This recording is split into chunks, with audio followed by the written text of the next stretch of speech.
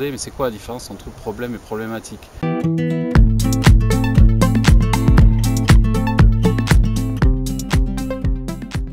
Bonjour, je m'appelle Mathieu, je suis éducateur spécialisé.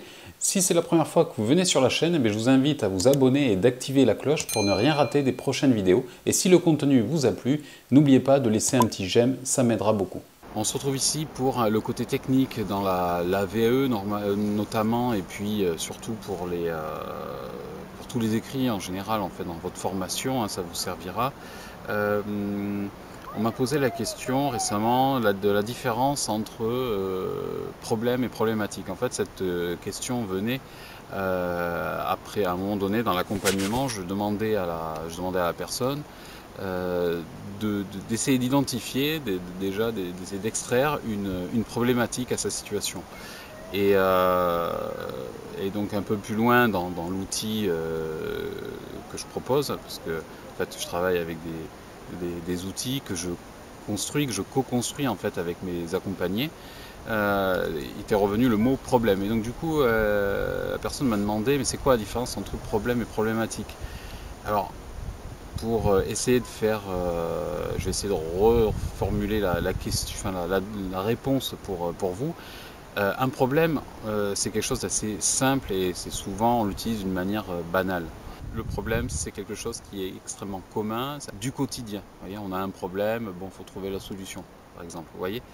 Alors que la problématique, ça va être souvent, et pas toujours, sous forme de questions, mais ça va mettre en jeu différents concepts.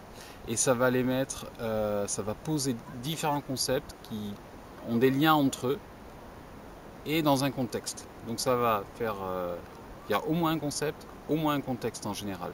Et quand vous mélangez tout ça, on va dire, dans une phrase sous forme de question, mais là vous avez une problématique. Voilà.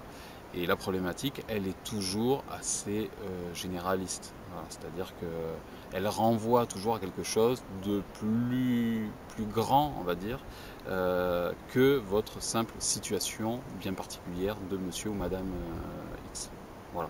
Donc j'espère avoir été assez clair et j'espère que ça va vous servir. Pensez à ça et pensez toujours à identifier une problématique dans vos écrits puisque vous êtes là pour cela, pour répondre à une problématique et donner votre réponse de l'éducateur que vous êtes et que vous êtes en train de devenir. Voilà.